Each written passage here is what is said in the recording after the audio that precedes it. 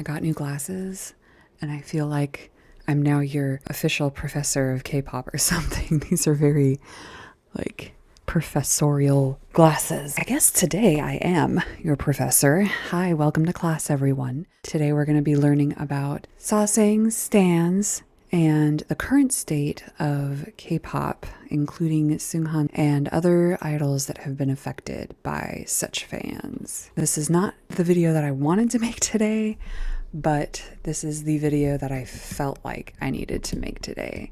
So that's what we're doing. This is the video that I felt like I needed to make today because of several different incidents that have been happening in the K-pop world as of late. Without any further ado, let's get into it.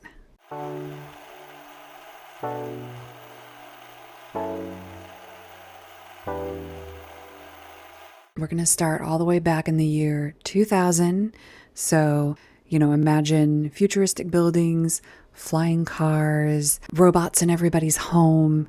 I'm kidding, of course. That was not what 2000 was like at all. That is what everybody thought it was going to be like. It was either going to be that or it was going to be the end of technology as we know it because of Y2K. Neither of those things happened, thank goodness. But what did happen was Eminem came out with the song Stan. Now, if you are not familiar with this song, it is a single from his album, the Marshall Mathers EP. It samples Dido's song Thank You, where she's thanking, I think, an ex for, giving her a really good relationship. And Eminem and his producer took it and made it more of a crazy stalker fan song. Stan is considered one of Eminem's signature songs. It follows a fictional fan of the rapper named Stanley or Stan Mitchell, who claims to be Eminem's biggest fan. Stan, in the beginning of the music video, dyes his hair blonde, probably to look more like Eminem did at the time with his bleach blonde hair, and he lashes out at his girlfriend for calling him Stanley instead of his preferred nickname of Stan, much like Eminem does not like to be called Marshall Mathers, but rather prefers to be called by his stage name of Eminem. Over the course of the song, Stan writes several letters to Eminem that remain unanswered. Stan grows increasingly frustrated and angry that the rapper is not answering his letters. This leads to him eventually driving his car drunk with his girlfriend, his pregnant girlfriend, tied up in the trunk of the car while recording a message on tape to Eminem. This part, I believe, is in reference to Eminem being called out for his widely misogynistic lyrics towards women and to his partners in the past, kind of almost like an apology from Eminem for this kind of behavior in his songs when he's writing it from the standpoint of a crazy fan. In the last verse that is sung by Stan, it ends with him wondering how he's even going to send this tape to Eminem, and then he veers off the road and the car goes off of a bridge. And the last verse of the song in its entirety, Eminem finally answers Stan and urges him to seek help for his mental health so he doesn't end up in a car accident like the person that he just saw on the news, which he finally realizes is in fact the fan, Stan. Eminem is careful in his reply to Stan to say that he appreciates Stan as a fan and keeps his tone very positive, probably as to not anger Stan more, much like K-pop idols will edit their apologies or their responses to scandals in a very careful, thought-out manner. The name of the character Stan has been thought to be a portmanteau or a merging of the two words stalker and fan, although Eminem has never confirmed this himself. The word stan has become an internet and real-life slang term to mean an excessively avid fan and supporter of a celebrity, TV show, group, musical artist, film, or film series. Along with the terms bias, meaning favorite, and flame wars, meaning, fan wars or wars between different factions of fans or different groups of fans, these words have forever entered the K-pop fan lexicon. The term stan has frequently been used to describe an artist's devotees whose fanaticism matches the severity and obsessive character in the song Stan.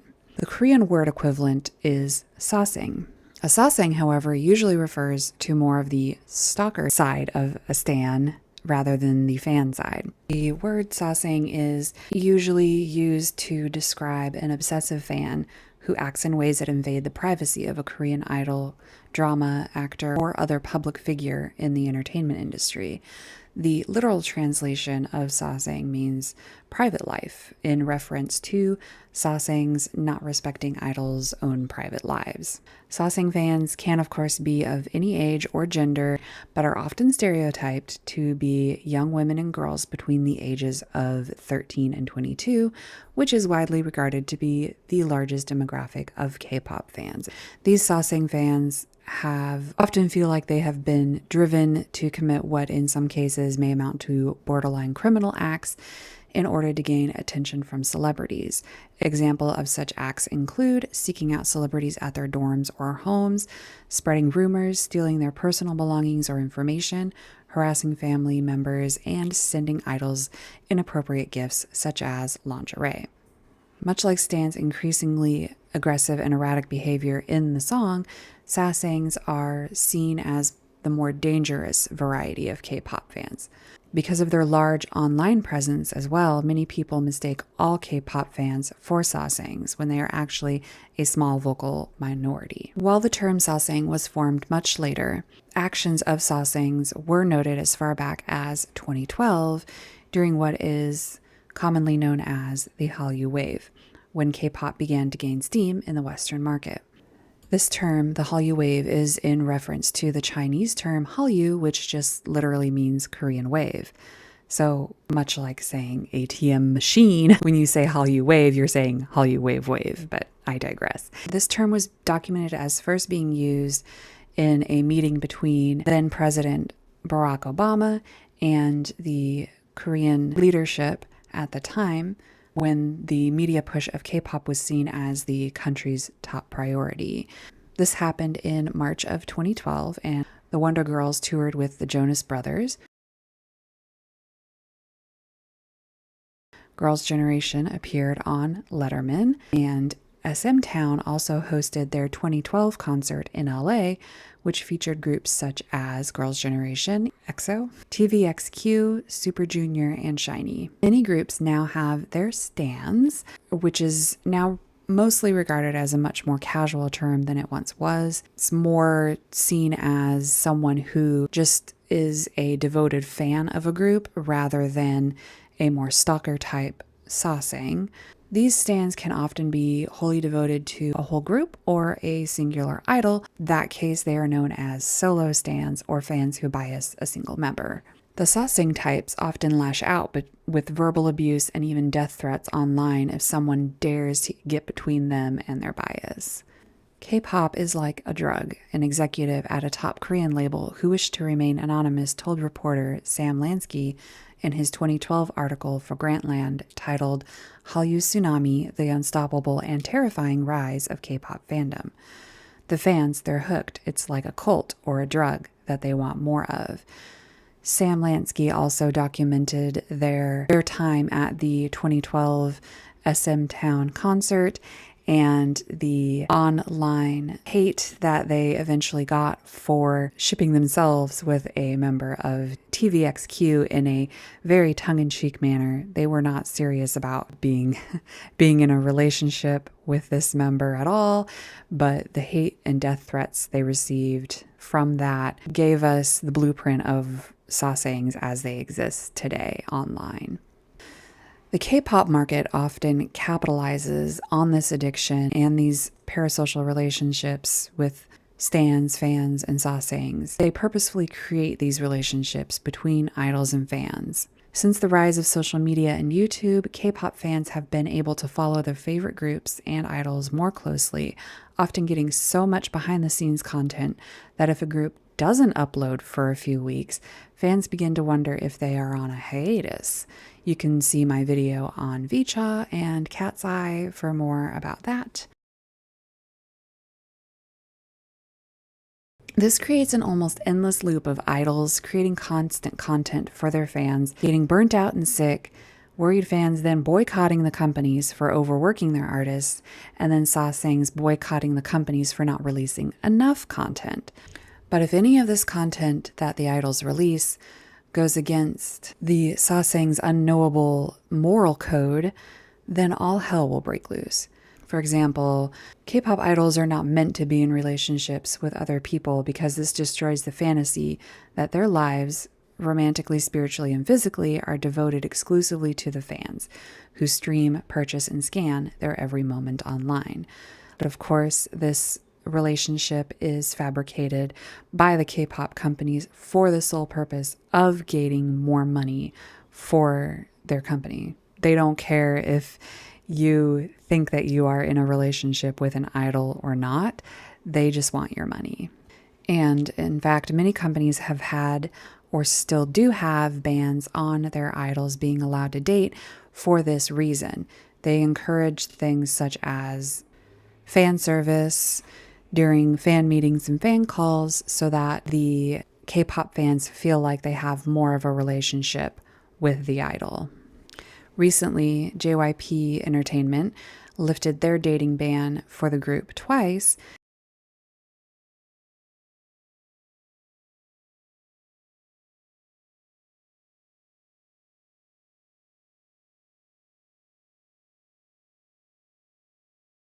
After which 2 members were confirmed to have been in relationships or are still currently in relationships.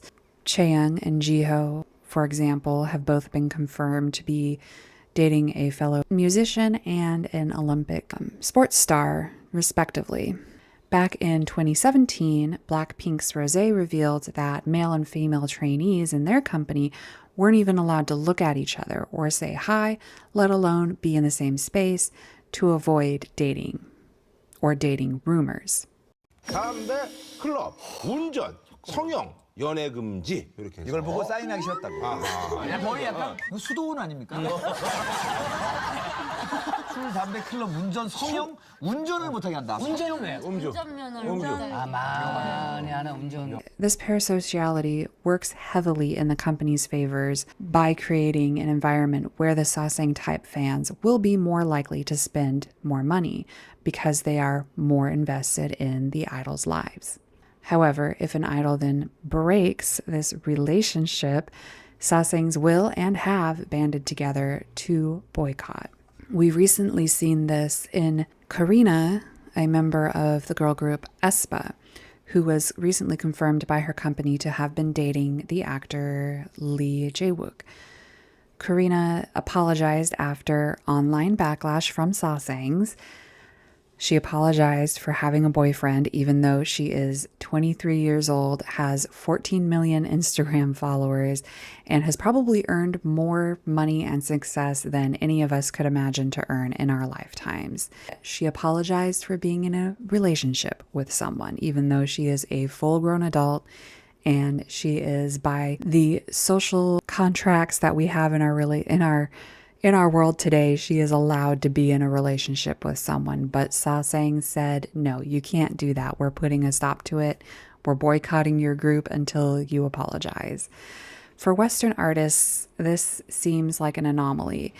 So, for example, if a 12-year-old Nickelodeon star was heard to be dating a 13-year-old Disney star, that wouldn't garner as much conflict with their fans as it would with the company itself. And because they're just so young, they would rather have them focus on their careers. The article on Karina speculates if you can imagine telling Justin Bieber or Taylor Swift not to date. Like, no, you really can't imagine doing that. First of all, because Taylor Swift's whole brand depends on her dating life. So she needs to be dating people to write her music, basically. She, in the same way as many K-pop stars, depend on this parasocial relationship with their fans for their income. So she depends on it in a different way, in the sense that she depends on her fans knowing about her dating life, as opposed to K-pop idols trying to hide their dating lives from their fans so that they don't get backlash. But this type of parasociality is encouraged by K-pop companies for the sole purpose of capitalism. Capitalism manufactures our desires and then manufactures a solution for those desires by saying, hey, we have what you want. By creating this type of consumerism that depends heavily on parasociality, K-pop has all but secured their fan bases for years to come. These parasocial relationships can often backfire. In September of 2023, a 7-member boy group called riize debuted under SM Entertainment with their song and single album Get a Guitar. In November of that same year, the member Seunghan was put on hiatus by SM Entertainment for breaking this morality code that many Sasaengs hold. Basically, what had happened is that a photo or a group of photos of Seunghan kissing a woman in a bed and smoking a cigarette were released. Seunghan was 20-ish, 19, 20 at the time that these photos leaked. His age in the photos is not known, but they were taken before he became a trainee. Either way, he should be allowed to have engaged in any kind of behavior that he wanted to prior to signing any kind of contract with SM Entertainment. And for smoking, many idols smoke and have smoked and still do smoke because smoking is a known appetite suppressor because of the pressures put on idols to lose weight and to maintain a certain size or weight. Weight gain is very much frowned upon in the K-pop industry. We can see this with idols such as IU and Momo and the extreme diets that they have been on in the past. We can assume that many idols smoke just to help keep their weight down. They just don't get caught.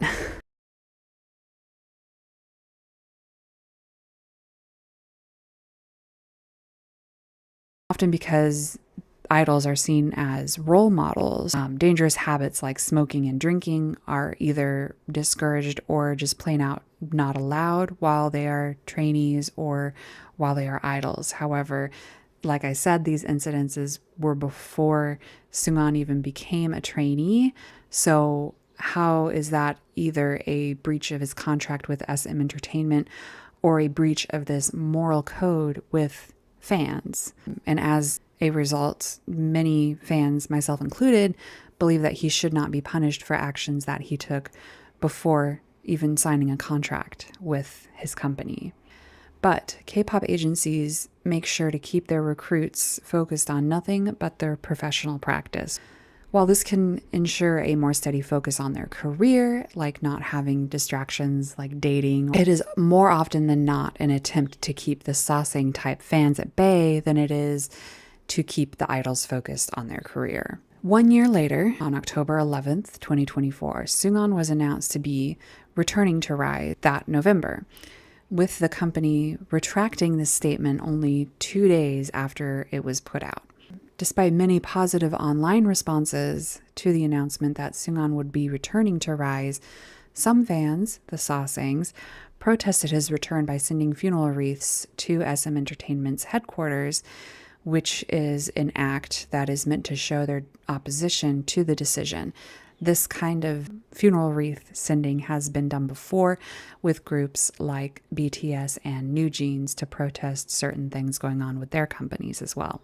Then in their October 13th statement, SM Entertainment, why does it always seem to be SM Entertainment in these? Does SM Entertainment have a problem with encouraging Sasaengs? SM Entertainment thought that Seunghan, returning after reflecting on his past wrongdoings, would be able to give the artist and the fans greater joy. However, after the announcement of his return and realized that their decision had actually hurt fans more and caused them greater confusion instead. SM Entertainment goes on to say, Seunghan has consistently expressed his desire to leave the group for the sake of the members and the fans. Out of respect for the artist's decision, we are announcing Seunghan's departure from riize instead of his joining the group. Many international and non-international fans were even more confused and upset by this retraction than by the original statement of Seunghan's return. Of course, as I stated before, Western fans and non-Korean fans are usually not as obsessed to the level of Sasaengs. However, they certainly can be. For example, in the case of Chapel Roan recently receiving a lot of backlash for her standing up for herself in the wake of being stalked and harassed by stan-like fans. This is not to say that all Korean fans or K-netizens are Sasaengs.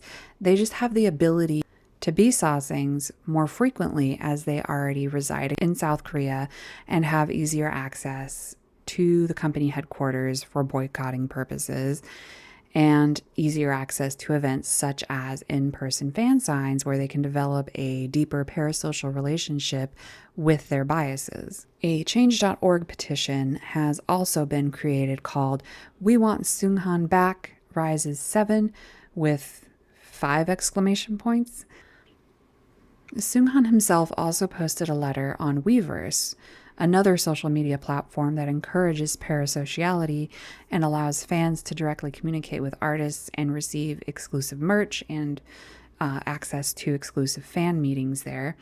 In this letter, Seunghan explained his departure from the group, saying, "After pondering deeply whether I've been thinking only of myself too much, whether I'm causing too much harm to the members and the company, and whether it's really okay for me to be a part of riize, who should be loved, I only felt worried and apologetic. So I think that my leaving the group is the right path for everyone. I don't want to cause any more hurt or confusion for the fans, and I don't want to harm the members any further. I also don't want to hurt the company any further. It also breaks my heart to see the fans, for whom it should be more than enough to just love riize, fighting with each other because of me." So from this statement, we can see that Seunghan's main concern are the other members of riize and the fans, which I think is very sweet of him personally. I don't know him. I don't even follow riize, but I feel apology is very much thought out from the stance of an idol. Like I said earlier, idols and artists usually take great care in their response to situations like this to not rile up the stan and Sasaeng-like fans even more. So what does all of this mean for the future of K-pop and Sasaengs and stans and just regular run-of-the-mill fans like me and probably you? Whether Seunghan does or does not return to riize seems to be entirely up to him at this point. From all of the statements that we've had from SM and from Seunghan himself, it seems like he's definitely not going to return. However, with the existence of stan culture and the history of such songs as "Stan" by Eminem, and Chapel Roan stating in a recent interview that she misses frolicking, we can deduce that artists and idols probably do not want to leave the industry simply because of what may be viewed as betraying fans, but rather because of the immense pressure put on them by stans and Sasaengs.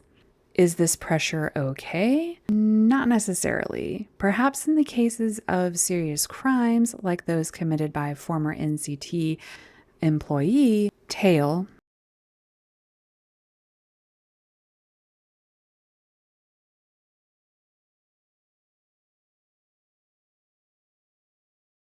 who has committed some serious crimes, not just broken these moral codes that I spoke of. Yes, this kind of pressure is probably okay in those instances. In cases of behavior that an idol engaged in outside of their contract with a company, I would say no. Maybe one day fans will realize that artists and idols don't owe them shit beyond showing up for a concert or making sure that the tickets are refunded if they can't show up to a concert. Idols and musicians do not owe us anything, no matter how much money we've spent on their albums or their merchandise. They don't owe us anything after that besides the physical copies of the albums and the merchandise, which is really the company's responsibility to owe to us. They don't owe us every waking moment of their lives. And companies certainly do not owe us this parasocial relationship with their idols.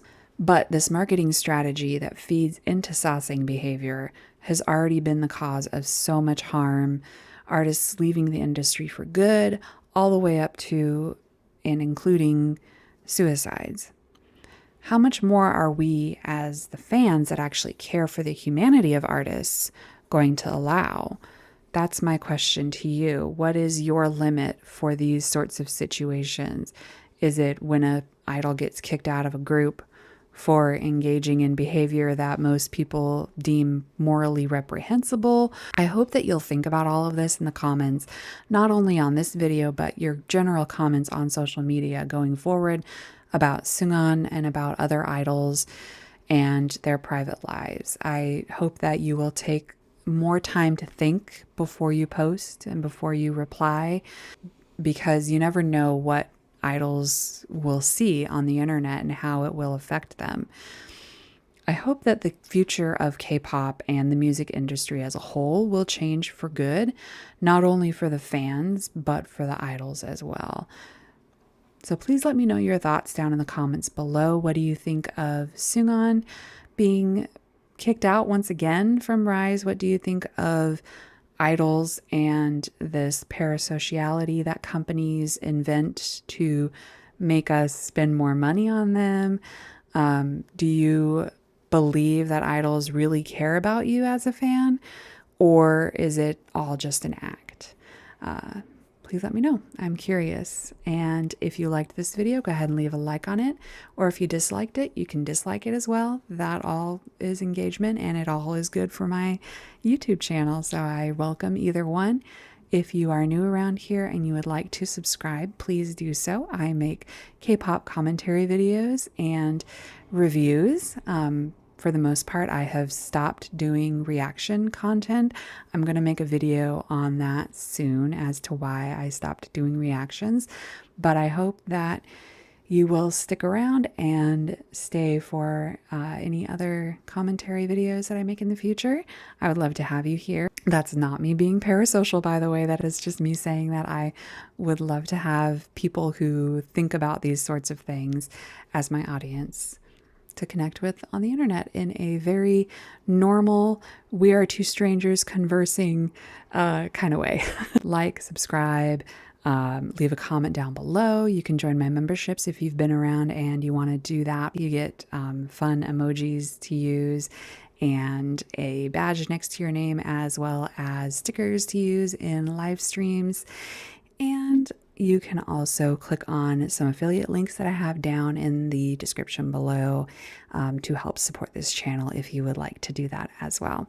So again, thank you for being here and for watching. And don't forget to, as always, drink some water, take your medicine, and eat something today if you haven't done those 3 things yet. Take care of yourselves, and I will see you all in the next video. Bye!